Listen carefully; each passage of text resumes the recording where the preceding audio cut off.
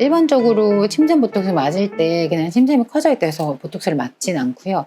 실제로 저 같은 경우에는 두 가지 체크를 합니다. 바깥으로 침샘을 직접 만져가지고 침샘 안에 뭔가 만져지는 종물이나 다른 일반적인 크기의 침샘 느낌이 아닌지 그런 확인을 하는 경우가 있고요.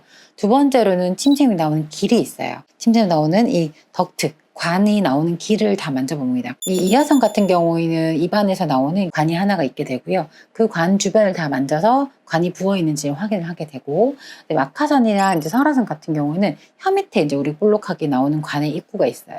그 관을 이쪽이랑 같이 제가 다 만져가지고 관에서 나오는 길에 특별한 문제가 있는지 없는지를 확인을 하게 됩니다. 그리고 환자분의 이제 병력이나 히스토리를 들어서 자주 염증 앓은 적이 있는지 아니면 이쪽이 커졌다 작았다 하는지 이런 히스토리도 굉장히 열심히 들어서 병을 이제 룰아웃 하는데 신경을 쓰고 있는 편이고요.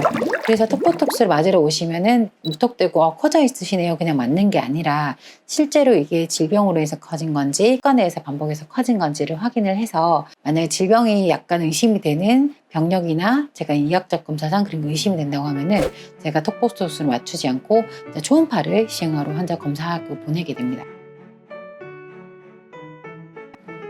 입이 마른 거는 O.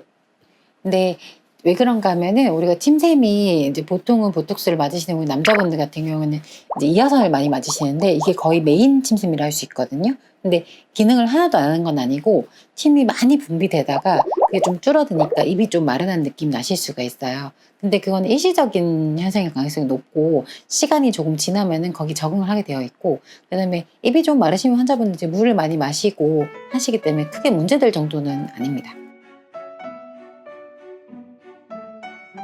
앞에서 말씀드렸던 심샘이 커지는 원인, 이제 일반적으로 커지는 원인이 아닌 나머지 세 가지 병적 요인에 관해서 그거를 좀 캐치를 해내는 게 쉽지가 않은 포인트는 맞는 것 같습니다. 그냥 그래서 아마 많이 하고 있지 않으셨던 분들이 있는 것 같고, 그 다음에 많은 병원들에서 단순히 생각을 했다가 이제 그런 병적인 분들이 나중에 문제가 됐을 때는 조금 불편감이 환자분이 생길 수 있기 때문에 어쨌든 심생보톡스 맞을 때는 단순히 그냥 턱보톡스나 이런 것처럼 그냥 보톡스를 맞는 게 아니라 앞에서 봤던 그 세 가지를 꼭 같이 생각할 수 있는 병원에서 맞는 게 가장 중요하지 않을까 싶습니다. 처음에 이제 사각턱 보톡스를 맞으러 오시는 분들이 침샘이 큰지를 모르셨다가 제가 이제 같이 환자분이랑 상담을 하면서 이제 권유를 하는 경우들이 많아졌어요. 근데 최근 요즘에 이제 특히 코로나 때문에 집에 계시면서 집에서 이제 고기도 많이 구워 먹고 하시다 보니까 이게 습관적으로 너무 많이 커지신 분들이 많더라고요. 그 상하턱만 맞게 되면은 모양이 좀 예쁘지 않은 경우도 있어서 침샘 보톡스 같이 맞으시면 훨씬 예쁜 전체적인 밸런스를 맞는 그런 얼굴을 할 수 있을 것 같고 여자분들 같은 경우에는 작은 턱인데 이제 이중턱이라 생각했던 분이 이중턱이 아니고 침샘인 경우들이 있습니다. 그래서 조금 전문적인 상담과 진료를 받으시고 난 다음에 일반적인 보톡스가 아닌 시술에 포인트를 둘 수 있는 보톡스를 맞아서 좀 더 아름다운 밸런스를 맞는 그런 보톡스 시술이 되었으면 좋겠습니다. 이상 강남닥터우 성형외과 원장 허원정이었습니다.